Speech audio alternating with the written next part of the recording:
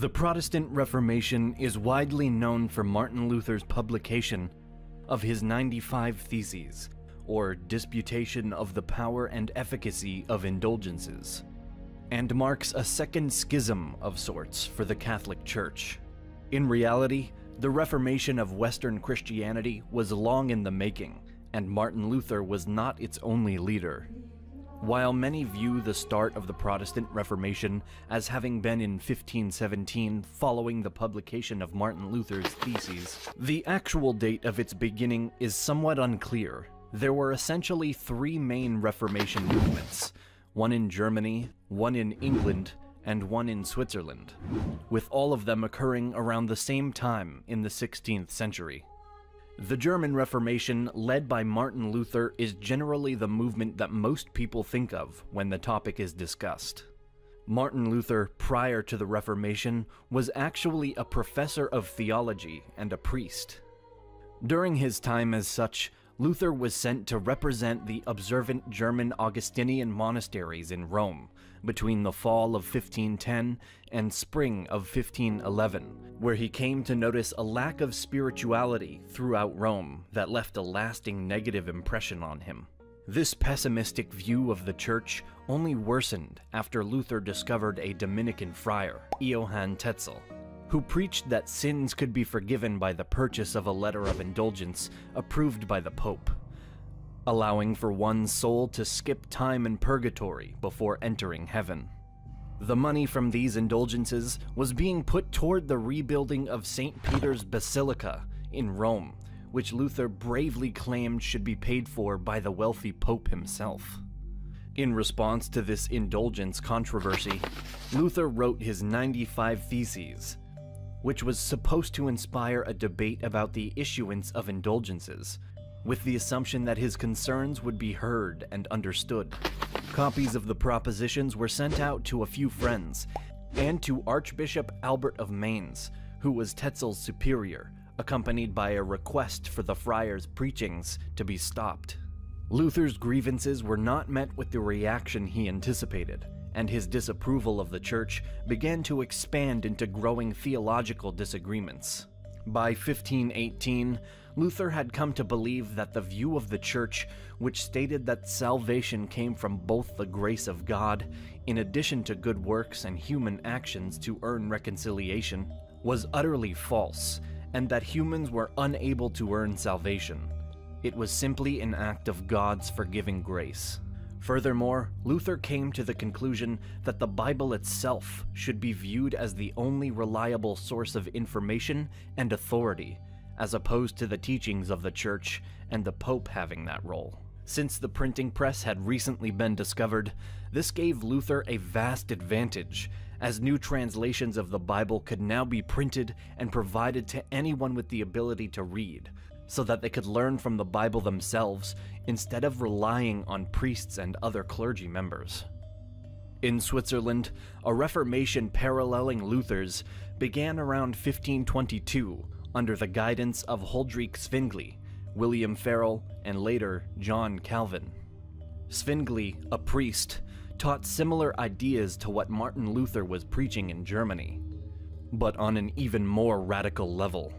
Beginning in Zurich, Zwingli's movement quickly took a stronghold in the city, and by 1526, Farel, a fellow reformer, began to assist him in spreading the message to the French-speaking parts of Switzerland, giving sermons in different cities, including Geneva.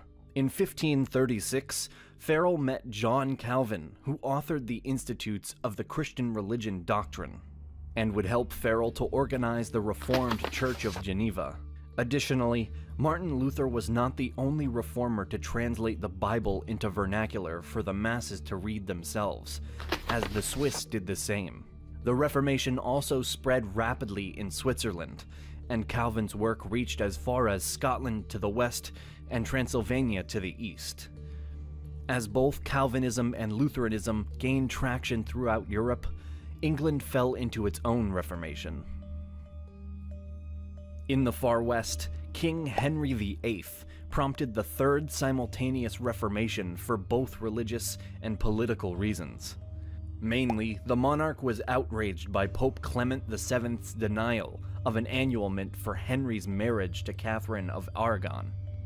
In 1534, the English king declared that he should from then on be the only final authority on all matters within the English Church, thereby establishing the Anglican Church and the start of a new Reformation movement.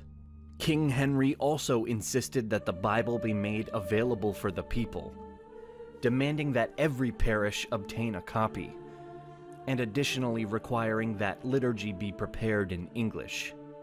Paralleling Henry's changes, Scotland also joined the reforms thanks to the inspiration John Knox received from John Calvin back in Switzerland. Knox now formed the Presbyterian branch of Protestantism. Eventually, though shamefully late, the Catholic Church formulated a systematic response to the growing Protestant Reformation, in the form of what is simply called the Counter-Reformation. Although some steps were taken to address the reformers earlier on, such as the excommunication of Martin Luther back in 1521, the Catholic Church as a whole failed to do much at the start. The first major move taken by the Church was under Pope Paul III, who called for the Council of Trent in 1545. The three-part series of councils held between 1545 through 1563 not only addressed the challenging of Catholic doctrine by the Protestants, but also established decrees of self-reform. In the first council, the bishops in attendance were divided as to whether full-out reform was needed or simply a clarification of Catholic doctrine. Many issues were discussed, such as the Creed of Nicaea and Constantinople, which was confirmed as the foundation of the Catholic faith. The number of sacraments, which should be 7, tradition, which was accepted as a source of faith, as well as other subjects that had been challenged by Martin Luther in particular, which subsequently led to the decision to formally deny the reformers' idea that humans had no ability to earn salvation through behavior such as good works. Political discord put the progress of the council on hold until the next period of talks began in 1551. As the second part started, a growing number of Protestants, mainly from Germany, began to insist upon a re-evaluation of what had been decided upon by the council back in 1545. But nothing of the sort was done, and the council continued on. This time, one of the main subjects addressed was the sacrament of Eucharist, which the Catholic Church confirmed to include that the bread and wine were believed to truly transform into the body and blood of Christ, although not in appearance. This assertion was of course in direct contradiction to the Reformists, which came as no surprise. Further doctrine was solidified before the council was interrupted by political disputes yet again. When Pope Paul IV took over, the whole concept of the council came under serious doubt due to his direct opposition to the notion. Finally, in 1562, Pope Pius IV decided to reinstate the council, and the bishops regathered. During the last leg of the meetings, updated statements and decrees were made concerning Mass, holy orders, purgatory, matrimony, indulgences, saints, and again, more details concerning Eucharist. Reforms were also made for the morals of clerics, and much of the corruption and abuses that had inspired the Protestant Reformation, such as the clerical overspending and favoritism within appointments made to the church office, were soon resolved, allowing the Catholic Church to regain a large amount of its support throughout Europe. Still, it was too late to reverse the break within the Western Church, and Protestantism was on an upward path of growth at a fast pace. To combine the spreading Protestant theology, the Roman Inquisition put a heavy focus on the prosecution of anyone deemed a heretic, such as the Protestants themselves. While the Roman Inquisition was drastically milder than the previously established Spanish Inquisition, it was famously known for putting Galileo on trial in 1633.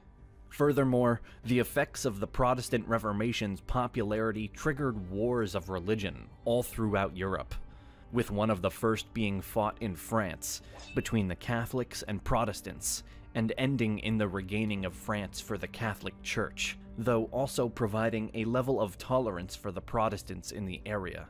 The 30 Years' War broke out in 1618 as well, mainly in modern-day Germany, and is said to have potentially wiped out 40 to 60% of their population. Other wars with Catholic versus Protestants undertones would include the Scottish Jacobite Rising, the Schmalkaldic War, the Dutch Revolt, and many more. Even wars that were not solely based on religious conflict were fueled by the disconnect between Catholics and Protestants. Today, though, the relationship between the Western churches is remarkably better than it once was. There is still a sharply clear schism between the beliefs of Protestants and Catholics, and some disputes and even violence have only recently died down, or still remain today in small pockets of the world. The history and existence of the Protestant Reformation not only stands as a vastly significant event due to its contribution to the creation of today's Protestant Christian denominations, but it also shows the true uniqueness of the Catholic denomination, which had clearly survived the Great Schism only a few centuries prior. Now, around the world, we have thousands of smaller Christian branches or denominations, divided mostly into the Catholic, Orthodox, Protestant, Anglican, Assyrian, and Restoration denominations. Undoubtedly, the Protestant Reformation more than helped to shape modern Christianity.